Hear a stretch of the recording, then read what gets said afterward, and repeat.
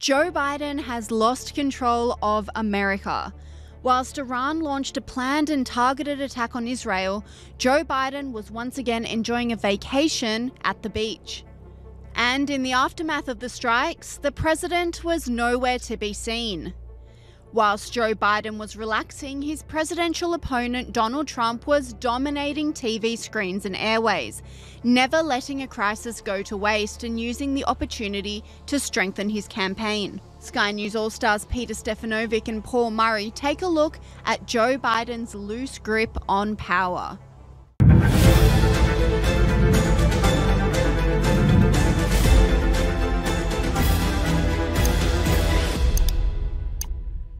Joe Biden's influence on the world stage is fading rapidly.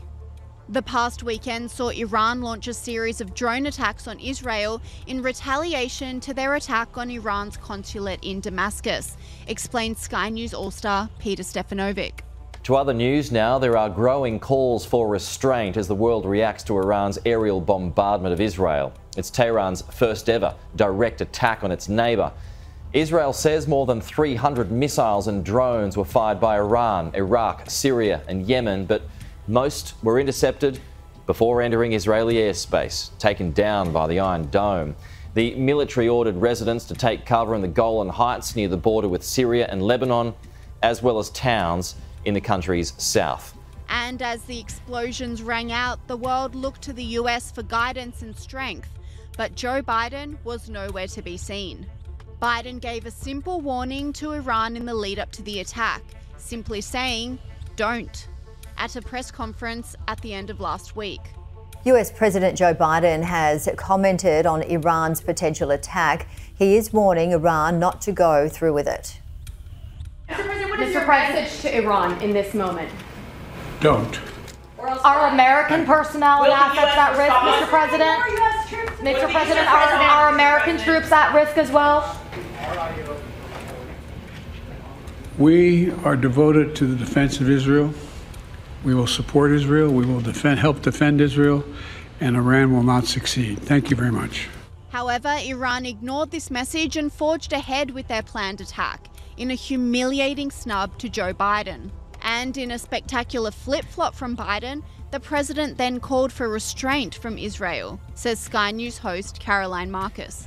Joe Biden says he's spoken to Prime Minister Netanyahu, reaffirming them. Now let's have a look at the quote. He basically said America's ironclad commitment to the security of Israel, condemning the attacks in the strongest possible terms. So, you know, this is the point about this. The US has also been putting pressure on Israel to sort of back off and try and find some sort of ceasefire. But now that this has taken place, again, this is the escalation that Joe Hockey in the early days when I spoke to him, it was like his worst nightmare as to what would take place. Well, yes, look, Biden's also flip-flopped on Israel terribly. And for a similar reason, it's very opportunistic. It works for him. He's under a lot of pressure from Democrats to withdraw support for Israel. And especially in some states in the US where there is a sizable Muslim population that is now thinking about not potentially voting at the US election. It's not just the region of the Labor State Conference that the government here cares about, but the region of Southwest Sydney, Tony Burke's seat, and others who have members of their own electorate who are very unhappy with the government's stance previously supporting Israel.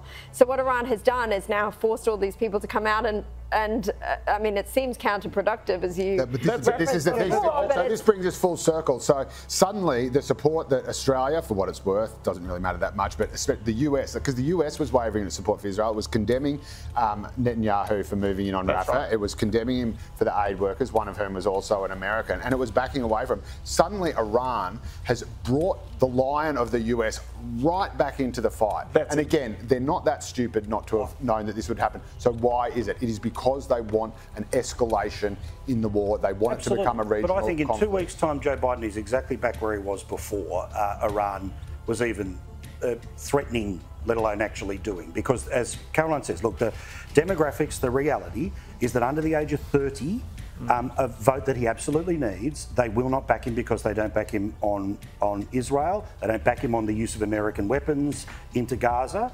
And in certain states like Minnesota, there's a population, about 6%, that aren't willing to do it. So the timing, even the timing of this attack by Iran, is no coincidence with the forthcoming US election. Absolutely, but.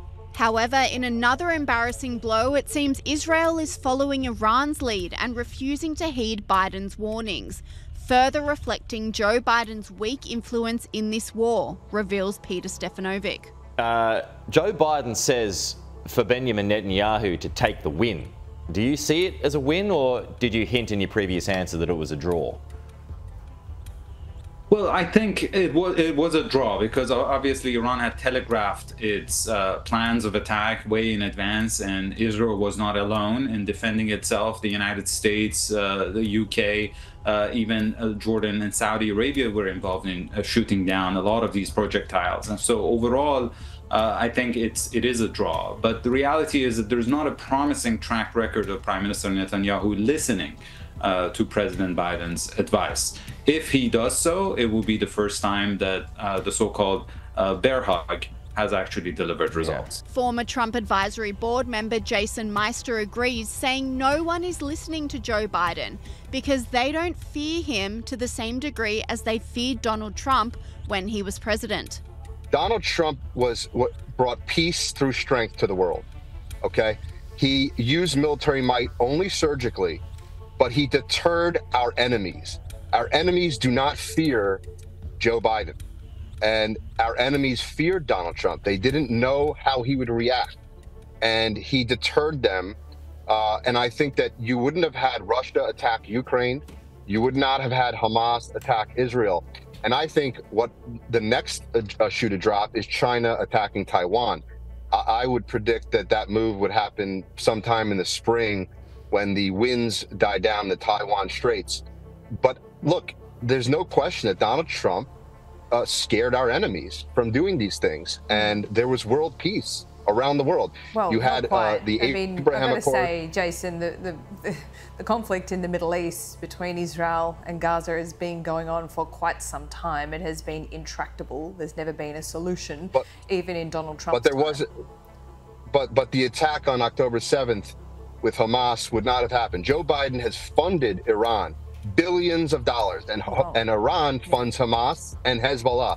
So these attacks that you're seeing are not only because Joe Biden's weakness, but because he's funding the enemy. And when President Biden finally returned to the White House to deal with the situation, he refused to answer questions from the media and simply shuffled away.